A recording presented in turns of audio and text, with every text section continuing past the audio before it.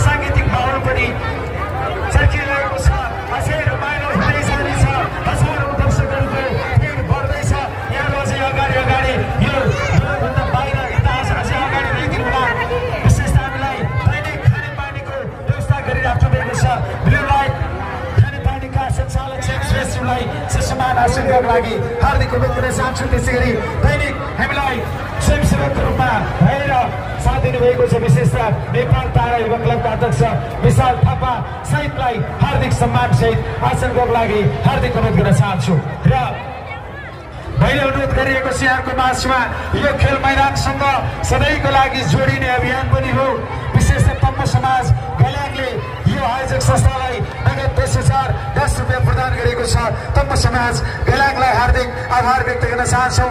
त्यसै गरी नेपाली काङ्ग्रेसको महिला नेत्री प्रतिमा भट्टराईको तर्फबाट 5,505 रुपियाँ यो खेल मैदानलाई सहयोग प्राप्त भएको छ। हार्दिक आभार व्यक्त गर्दै एउटा नृत्यको लागि अनुजा तरामुलाई विशेषमा आमन्त्रण गर्न चाहन्छु। त्यसपछि रामजी खाड अन्य कलाकारहरू जोड्नेछौँ। भोलि यस देशमा ज्योति मगरको प्रस्तुति रहनेछ।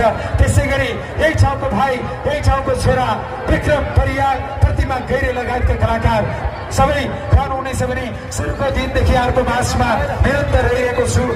कहिले हामी गीत गाउन समय नै समय हुन्छ, कहिले गीत गाउँ भन्दै गर्दाखेरि समय मिल्दैन। यहाँहरूसँग आजको अतिथि कलाकार रामजी खाड हुनुहुन्छ। आज बाल उद्यानतर्फ यहाँहरू रमाउन चाहनुहुन्छ भने पिङतर्फ जानुहोला।